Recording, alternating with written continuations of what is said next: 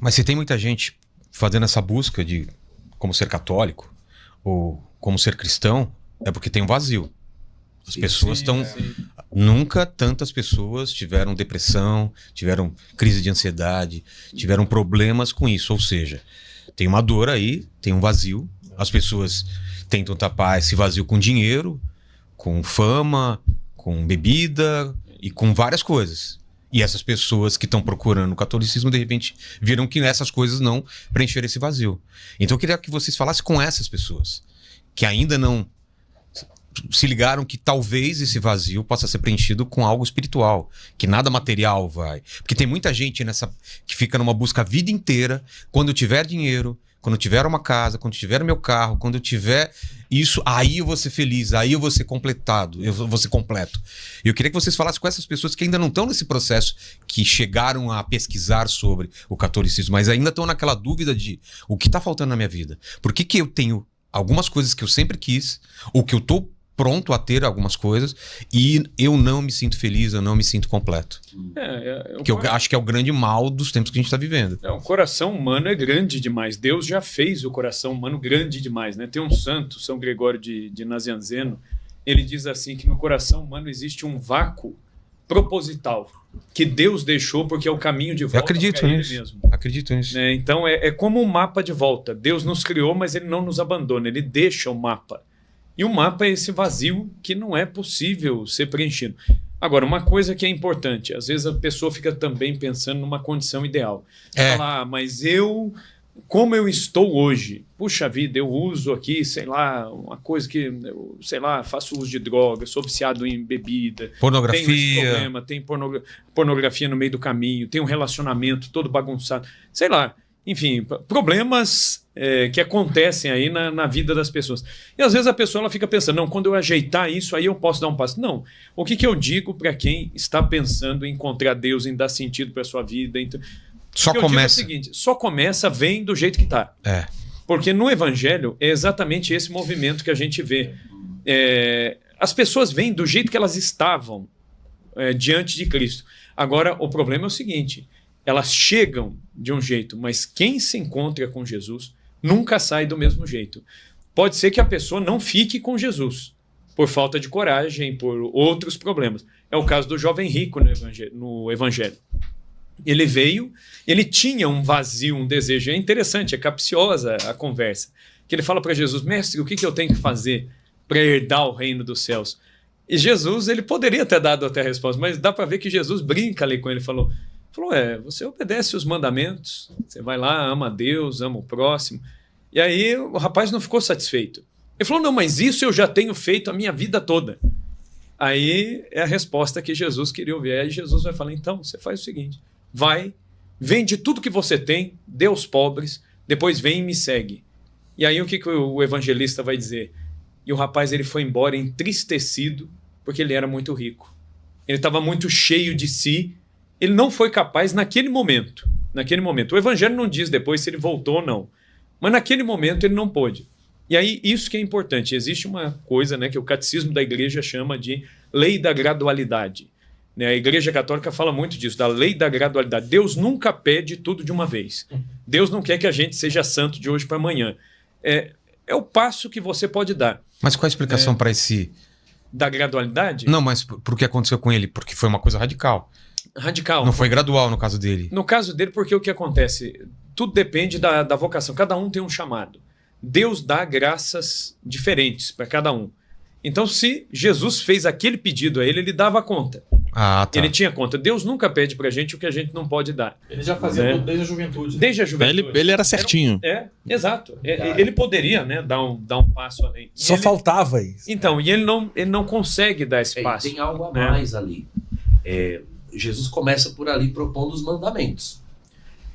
Tem uma versão, salvo engano, não sei se é de Mateus 19 ou de Marcos, em que ele pergunta a Jesus, quais, Senhor? Quais mandamentos? Isso. Aí Jesus diz, não matarás, não roubarás, etc. Em outras palavras, comece por não ser ruim. Porque é o que os mandamentos, é aquilo de que os mandamentos dão conta. O que você não deve fazer. E ele disse, bom, mas eu já cumpro. Ou seja, eu não sou uma pessoa ruim. Já cheguei aqui. Não né? tem essa desculpa, o pessoal que a gente vai propor o evangelho para ela mudar de vida, ela vai, mas eu nunca matei, eu nunca roubei, eu sou uma boa pessoa. Beleza. Está suficiente não ser ruim? Porque tem pessoas que não são ruins, não são más, mas estão aí deprimidas, vazias. Exato. Aí Jesus diz, você quer ser perfeito. Que foi para isso que você foi feito. Você não foi feito só para não ser ruim. Tem meio essa tese na sociedade. Você não sendo uma pessoa ruim, tá bom. Tanto não está bom que há pessoas muito boas que estão doentes. Morno, né? Mornos. Sendo vomitados a princípio por si mesmas. Que dirá por Nosso Senhor no dia do juízo, como diz a Escritura. Então, você quer ser perfeito. Então Jesus faz um giro da lei para ele. É o giro que ele faz com o jovem rico. Então você quer ser perfeito? Não é só uma questão de seguir um script, normas, regras. Você tem que me seguir. Você vai vender tudo e você vai me seguir. Porque para ser perfeito, só eu posso te fazer. Então a felicidade não está simplesmente em seguir regras. Está na união com uma pessoa. Até porque a verdade não é uma ideia, né? A verdade é uma pessoa. Uma pessoa. Então, naquele momento, ele não tem essa coragem. Ele quer ficar com a lei, com a regra. Onde eu estiver, eu vou obter a minha felicidade seguindo o manual. Não. Você tem de estar onde Cristo está. Você tem que estar unido a Cristo. Só com a lei, um livro na mão, por mais santo que seja, não vai te santificar. Quem vai te santificar é a pessoa de Jesus. O contato com ele. Eu percebo aqui, talvez eles também vão... minha cabeça de teólogo, né? Toda a nossa conversa, ela está perpassando por algo que desde a igreja primitiva sempre foi visto como a constituição do cristianismo. Para você fazer um cristão, existem etapas que não são assim superadas, elas são acumulativas. Você entra em uma e leva uma para a segunda, e leva uma e a segunda para a terceira, e assim por diante. O começo de tudo para você ser católico é receber e aderir ao anúncio, que é o que a gente chama em grego de querigma. Aceitar Jesus, receber Jesus, ter uma experiência com Jesus. Vem o segundo passo, que é a didache, que é a catequese. Uma vez que você conhece a Jesus, tem que estudar também. Tem que conhecer a doutrina, tem que conhecer a fé. A doutrina de 2000 anos, o que foi transmitido desde os apóstolos para cá, que foi o que Ariel mencionou.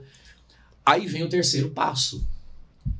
Essa experiência com Jesus e o conhecimento da doutrina, elas precisam começar a se tornar concretas, mas bem palpáveis, tangíveis, que é o terceiro passo. O terceiro e o quarto. É a koinonia e a liturgia. Koinonia é comunhão, comunidade. Tem que dar esse passo.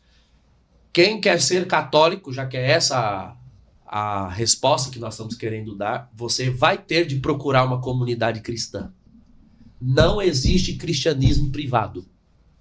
Eu quero ser... Como me tornar... Parecido como o fenômeno dos desigrejados, né? Sim, porque olha só, não aumentou 300% a busca no Google. Sim. Pode ser que ela pense, então, que o Google pode fazê-la católica. Já começa por aí. Ou o ChatGPT. Exato. O Google não pode te fazer católico. ChatGPT, reze por mim, né? Eles param na segunda etapa, né? Tem muitos assim, que são muitos. É igual tinha católico de BGE, tem o católico de internet também agora. Tem? Que é só na internet que ele vai lá, coloca um trecho da Bíblia. São os que mais brigam lá nos comentários lá. Não, eu acho incrível a garota que tá de biquíni, de costas, né? Com a pose sensual e um trecho do versículo da Bíblia embaixo. Se eu vejo, eu vou lá e vou comentar. Sério? Ovelha do Senhor não põe foto sem lã. Como eu queria achar essas publicações. Ovelha do Senhor não posta foto sem lã. Sabe aquelas fotinhas aqui? E embaixo. Em tudo dá graças. Assim. Tudo dá graça.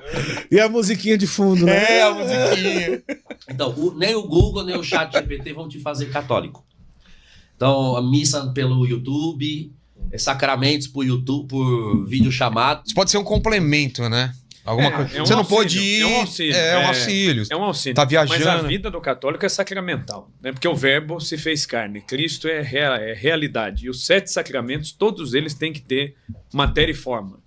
Né? Então, quer dizer, senão não acontece. A graça de Deus ela acontece através da matéria e da forma dos sacramentos. Né? Então, tem que ter essa vida sacramental, essa vida litúrgica, a vida de oração e de caridade também. Né? Lembrar disso, né? E também buscar em fontes seguras. Quais são as melhores fontes para quem quiser se tornar católico? Catecismo da Igreja, os documentos dos papas, porque é um magistério. Nós católicos, né, por exemplo, um cristão evangélico, para ele qual é o pilar da fé dele? A Bíblia, só a Bíblia. Um cristão católico ele tem 3 pilares, que é a tradição, a Sagrada Escritura e o magistério, que é o intérprete autorizado da Sagrada Escritura. Então, nós temos Catecismo da Igreja, nós temos Sagrada Escritura, nós temos os escritos feitos pelos santos, os santos padres, pegar livros mesmo que santos escreveram. Isso aí é fonte seguríssima, né, para a gente aprender a fé, se fortalecer na fé. E também é uma questão de virtude, né? Eu falo, o que é a virtude? A virtude é a repetição de um ato bom até se tornar um hábito. Eu tinha um aluno meu que ele dizia que era ateu, adolescente, ensino médio. Ele falou, professor, não acredito em nada, eu sou ateu, não sei o que, aquele papo, né? Eu falei, na sua idade um monte de gente é ateu, né? Acha que é ateu. Mas ele falou uma vez, numa conversa, ele falou assim, mas eu tenho uma busca, eu vejo que falta alguma coisa, não sei o que. Ele falou, e sei lá. Ele falou, o que o senhor me fala assim? Né? Eu posso mudar isso em mim? Eu falei, vai à missa. Ele falou assim, não, mas eu não acredito em nada. Ele queria mudar, então? Ele queria mudar, mas tinha aquele drama interior mesmo, assim. Ele falou, eu não acredito, parece que não dá língua. Eu falei, vai à missa. Ele falou, como assim vai à missa? Eu falei, vai à missa. Horário de missa, você pega a igreja que tem perto da sua casa, você entra, senta, escuta. Né? Eu falei, você tem sacramentos? Recebeu sacramentos? Ele falou, não, sou só batizado. Eu falei, então você vai fazer o quê? Vai sentar, vai prestar atenção, vai tentar entender. Ele falou, mas no que isso vai mudar alguma coisa na minha vida? É um utilitarismo meio materialista assim da coisa. Eu falei para ele, vamos fazer o seguinte, vamos combinar o seguinte, você vai à missa um ano, todo domingo. Ele falou, mas tem que ser um compromisso. Por mais que você esteja cansado, você não veja sentido, você vai durante um ano, depois a gente conversa. Em menos de um ano, esse menino ele foi encontrando o caminho, ele mesmo, né? Pela insistência ali e tal. E é interessante, aí ele mesmo, ele procurou uma catequese já para jovens e adultos, ele mesmo fez a catequese, recebeu os sacramentos, fez iniciação, e hoje tem uma vida de igreja, está fazendo faculdade já. E é interessante, ele, né, hoje em dia ele fala, né, às vezes eu encontro com ele, ele falou assim, eu não imaginava que aquilo que você estava falando, ele falou, quando você me falou, eu falei assim, ele está de conversa. E eu falei, não, você vá lá.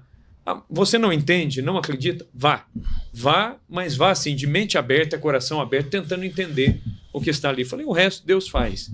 Né? É um caso assim de tantos santos convertidos ao longo da história. Né? Santo Agostinho mesmo, né? Santo Agostinho que era um sábio, um filósofo e tal. Ele começou a entrar em parafuso, porque ele falou assim, eu consegui tudo que eu queria, mas eu me sinto vazio. Santo Agostinho ele era contratado pela corte imperial do Império Romano. Ele era funcionário do imperador, era um advogado renomado, era um filósofo respeitado, tinha dinheiro, né? Teve um filho com uma concubina, o que ele quisesse ele tinha, né? E ele era vazio. E um belo dia ele estava no jardim da casa dele lá, junto com um amigo, e ele se distanciou um pouco e ele caiu num choro sentido, assim. Ele falou, poxa vida, não tem sentido nenhum a minha vida. E ele se jogou na relva do jardim, chorando mesmo. Falou, puxa vida, o que é a minha vida e não sei o quê. Quando vê, ele escuta. Ele escutou como que uma voz de criança dizendo para ele, toma e lê. Né? Tolli et lege. E ele se levantou daquele choro e ele falou assim, toma e lê, mas lê o quê? E ele estava querendo estudar pela questão retórica, questão textual, todo tipo de texto. E ele pegou umas cartas de Paulo e a hora que ele chegou na mesa dele, ele falou, vou pegar o primeiro livro que tiver e vou ler. Pegou as cartas de Paulo e abriu. E aí ele vai ler exatamente uma das cartas de São Paulo, onde São Paulo vai falando assim, né? Aqueles que vivem nos vícios, na luxúria, na bebida. Vai descrevendo a vida dele. E aí, puxa vida, Agostinho, quando ele tem esse encontro com a palavra de Deus, ele fala, é Deus falando comigo pela sua palavra. Puxa vida, aí vem a conversão, aí ele pede o batismo, aí ele muda totalmente a vida dele. Né? A mãe, que rezou anos e anos, né? Santa Mônica rezou anos e anos, de repente ele chega e vai dizer para a mãe, olha, eu quero batismo, eu quero uma vida nova, tal. E aí ele combina com a mãe e com o filho, vamos voltar para a África e recomeçar a vida lá. Eles estavam em Ostia, perto de Roma, esperando para embarcar. Na véspera do embarque, ele estava sentado na beira da praia com a mãe, né, conversando com essa mãe que rezou tanto por ele, e a mãe morreu recostada nele. A mãe não voltou para a África. Né? Então ele volta com o filho, logo em seguida morre o filho também, e aí Agostinho fica só, né, teoricamente só. E aí é quando ele fica diácono, depois fica padre, e quando morre o bispo de Hipona, ele é eleito bispo de Hipona, né? E é o grande santo que nós temos. O que foi isso? É um encontro, né? Um encontro muito improvável. Então, é por isso que quando Jesus nasceu, né, a gente vê no início lá do Evangelho de Lucas, outros evangelistas narram, né? Quando os anjos aparecem, o que os anjos vão dizer? Glória a Deus nas alturas e paz na terra aos homens de boa vontade. Quem tiver boa vontade, encontre a Deus.